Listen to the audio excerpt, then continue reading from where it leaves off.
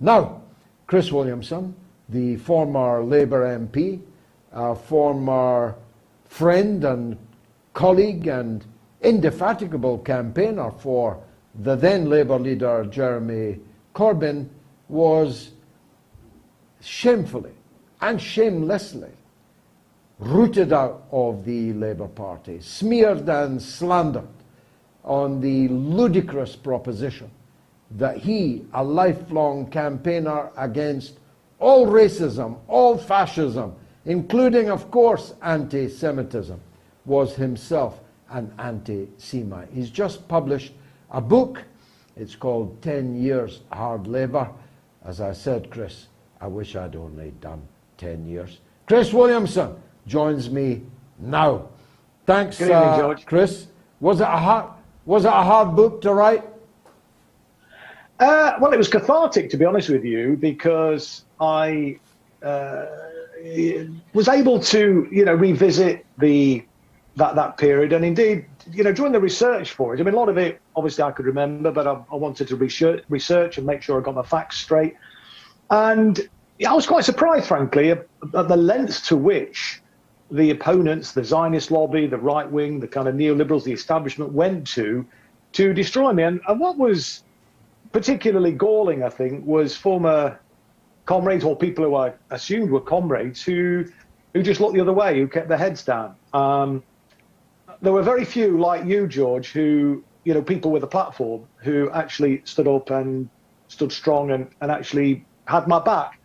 The support from grassroots members, however, was overwhelming. It was wonderful. I mean, that's what kept me going, to be honest with you. But the story really is it's a kind of modern day Greek tragedy, really.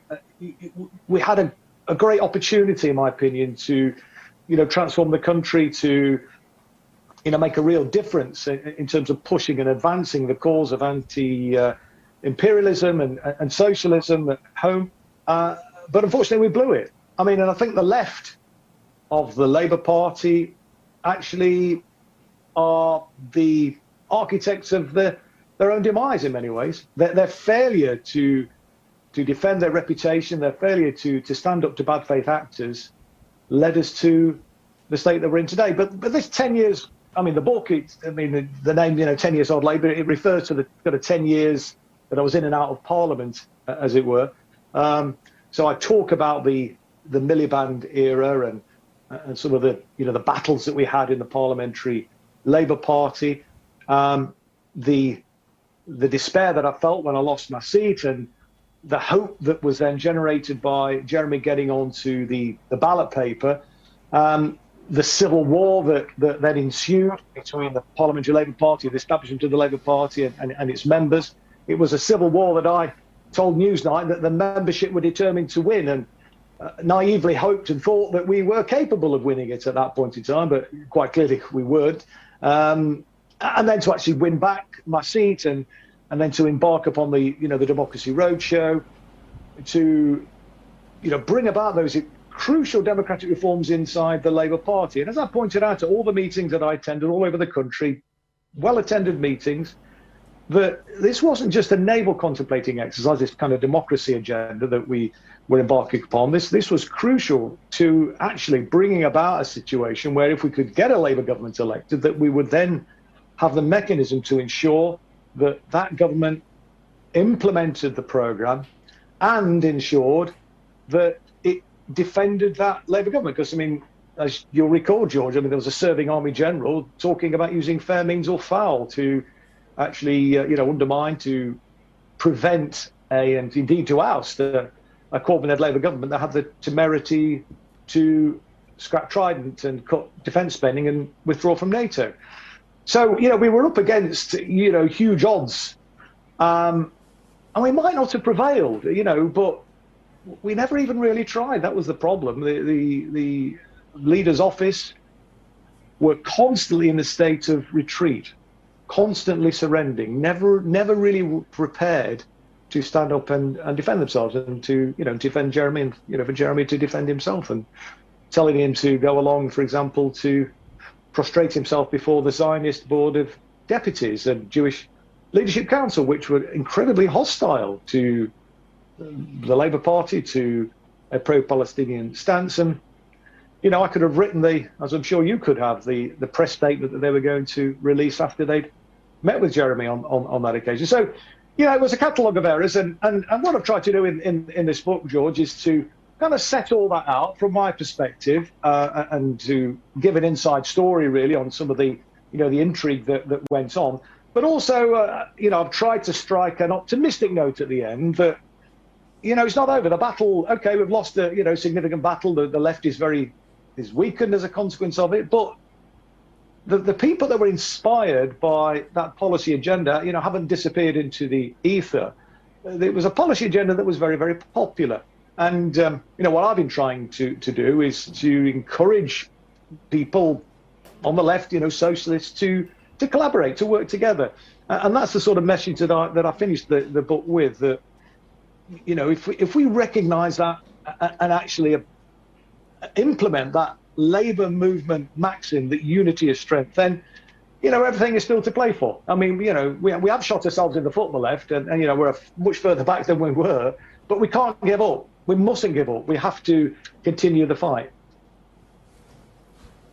On that subject, I'll put my own cards on the table. I'm not so much sad as angry at what has happened, because I agree with you that it is overwhelmingly a self-inflicted wound, not so much a flesh wound, more a decapitation, certainly a cutting off of our own limbs. Are you sad or angry? And is the book infused with sadness or anger? A bit of both, to be honest with you, George. And certainly as I was writing it, I went through all of those emotions. I was kind of reliving, in a sense, the trauma, really. And it was a trauma to be initially suspended from the Labour Party, you know, because I thought it was got to be a mistake. I'd given my life to the Labour Party, George. I mean, I joined the Labour Party as a 19-year-old apprentice bricklayer back in 1976. I've been a dedicated activist, week in and week out. And I talk about in the book, actually, on the day that I was, removed from the party, about the early days when I first joined the Labour Party, you know, bright-eyed and bushy-tailed and full of hope. And as you'll recall, George, when you joined the Labour Party, and maybe like any organisation, if you kind of show any enthusiasm, you're given lots of jobs to do. And one of the jobs that I was given was to be the tote collector. And you may recall lots of constituency Labour parties back in the 1970s used to run a tote as a fundraising exercise. And I used to go around the village where I used to live, and there was a little council estate at the edge of the village called West End Drive. And whenever I used to turn up on a Sunday morning to collect the tote money, and the kids would be out playing, they used to shout, "Mum, Dad, the Labour man's here." And I would just, that memory came flooding back to me, and I thought, bloody hell, you know, the Labour man is no more. And it really was quite an upsetting time, a traumatic time. And as I say, I only really got through it thanks to the solidarity of people like yourself, George. Grassroots members, they were incredibly supportive, incredibly kind. You know, it wasn't just love. Sorry, it wasn't just solidarity, George. It was genuine love that was being expressed to me. And I really am so incredibly and eternally grateful for that. But as I was researching it, as well as that, reliving that sadness, I also was incredibly angry. Yes, George. I mean, and some of the things, for example, the former chief executive, and I'll talk about this in some detail, the former chief executive of the Board of Deputies used to be a friend of mine. Actually, I've known her for 40 years. We used to work together. We were welfare rights officers together. We were members of the Labour Party together. We were trade union activists together. She went on and became a full-time official for the former National Union of Public Employees. She was a good friend of my late wife. They went on holiday together. They went to Cuba together. And on the day after that I was temporarily reinstated in June of 2019, she wrote an incredibly vicious op-ed for I think it was the Independent, absolutely, monstering me and making all sorts of allegations about me, which she knew were barefaced lies. Those things like that really did kind of hurt. And I put a note in the book about, if my late wife Lonnie was alive, she would have some choice words for Gilly Merron and, the way in which she wrote that tissue of lies.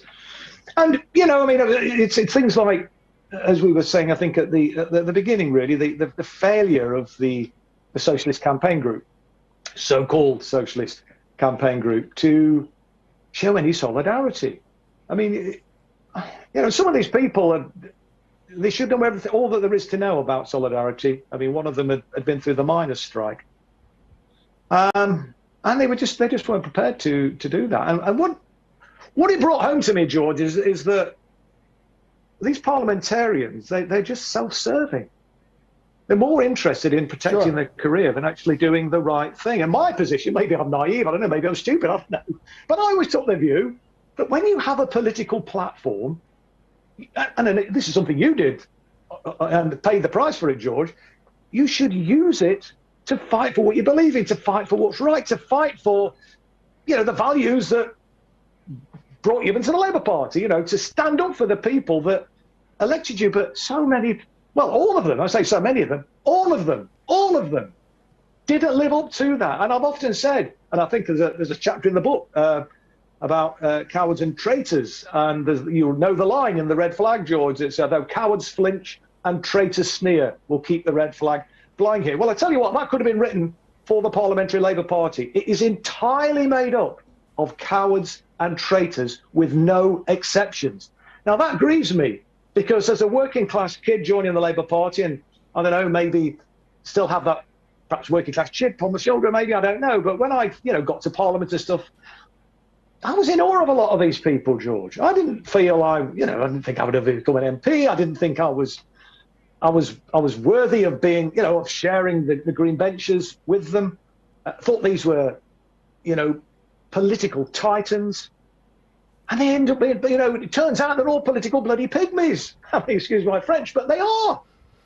And I thought, well, good, this comes to something. There's a lot of flinching and sneering. I just make this last point to you.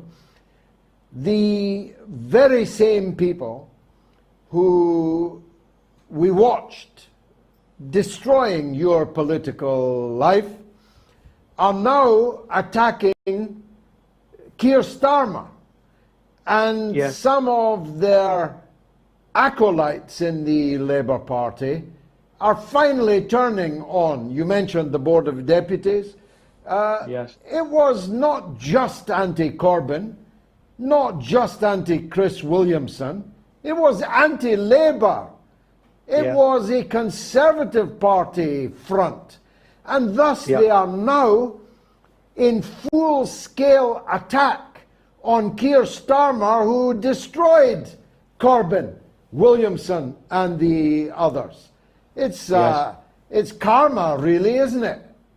Well, it is a bit of karma there, George, and the breathtaking hypocrisy is, it's quite something. I mean, one of the key protagonists of this whole sorry saga of the bogus anti-Semitism campaign, the kind of anti-Semitism crisis which had kind of engulfed the Labour Party, which never really had in reality, was of course Margaret Hodge, who I think submitted something like 200 complaints about anti-Semitism. It turns out 190 of them weren't even Labour Party members, and I don't know what happened to the other 10. I suspect they were thrown out as well, even though the sort of presumption was to believe these absurd accusations that were being thrown out against people who were lifelong anti-racists.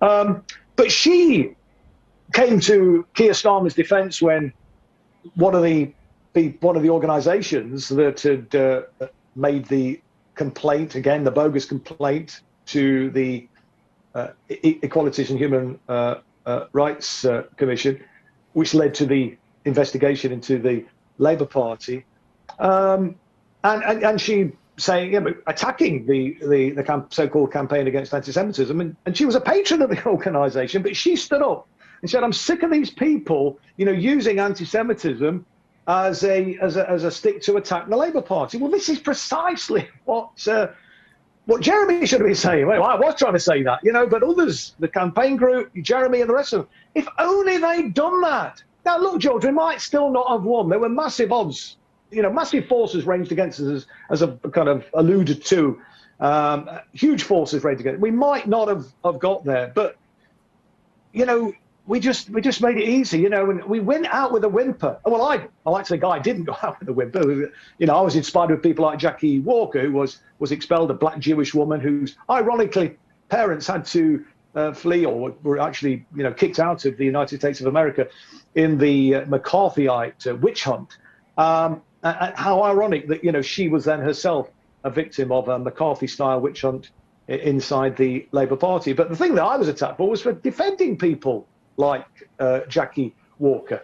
But, how ironic that, things like that can happen. And as I say, George, if only, Jeremy and John McDonnell and, key figures in the Socialist Campaign Group had taken a leaf out of Margaret Hodges' book, 2 or 3 years hence, where she is calling out the campaign against anti-Semitism. I mean, as I say, I called them out over the bogus complaints that they were making to the EHRC. And that report, as you will, I'm sure, recall, George, which concluded that Labour did have a problem with anti-Semitism, alluded to the assertion that the Labour Party was guilty of harassing the Jewish community, kind of institutionally anti-Semitic. They were only able to cite 2 cases.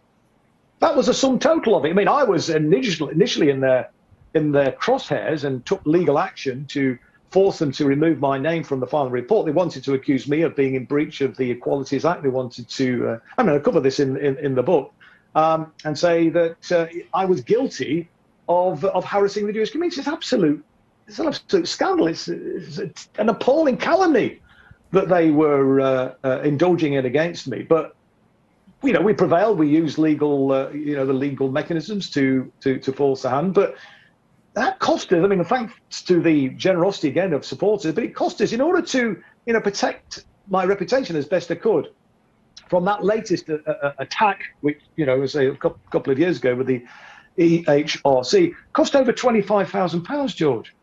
I mean, it's just not right that this sort of, you can be utterly traduced, and in order to protect your, reputation, and you can't get that money back.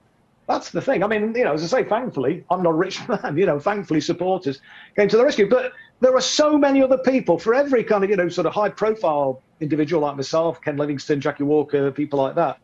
There are hundreds, probably thousands of people who were targeted and abused and expelled from the Labour Party, and on these false accusations. And many of those people suffered, acute mental health problems as a consequence of it. Some of them didn't have the benefit. In some ways, George, it was a bit, okay, I was in the public eye, and so maybe there's more attention, but there was a lot of support. Yes, there was a lot of hatred directed at me, but there was a lot of support from grassroots supporters, obviously people like yourself. But just think about all those hundreds and possibly thousands of people who had to suffer in silence, in isolation.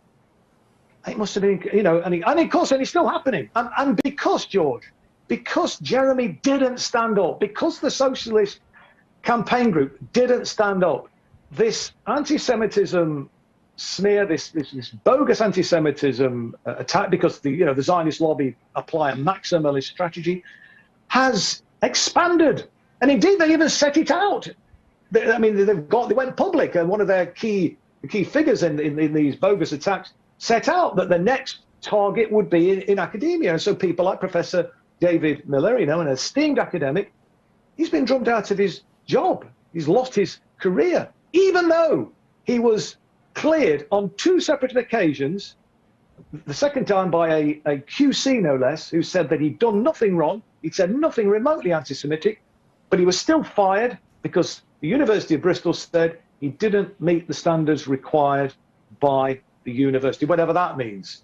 And I know that they were put under pressure by key figures in the Zionist lobby, some of whom were funders of the university. And, they've really let a genie out of the bottle here. And, it could be difficult to put it back in. Well, we have to stand up. I'll tell you what, Chris, there'll be a lot of books written about the period that you have just been describing. Yours will be one of the most important of those. I hope it sells very well. Tell me finally, how can people buy it? Well, it's available on Lola Books. It's also available on Amazon if you search 10 Years Hard Labour. If you want a link on how to order the book, you can find that on my Twitter profile and my Facebook profile. It's the tweet which is pinned to the top of my page. But just one final thing I will say, George, when you seek to buy it directly from the publisher, it's a German publisher. The reason I've got a German publisher, George, is that not a single British publisher would touch it, including the left-wing publishers. And I tried them all, I assure you. Nobody would touch this. So that's why I encourage people to persevere. It's a little bit awkward when you go onto the Lola Books site. Well, I say, it's not that awkward, really. But you've just got to click the Union Jack to get the kind of English language to come up, and if it's a little bit clunky, but you can find your way through it. Or the other alternative is to just search it on Amazon. But the links to where you can purchase it, George, are on my Twitter and Facebook profiles. Okay. You should have come to me. I would have published it. Chris Williamson, thanks for joining us on the mother of all talk shows.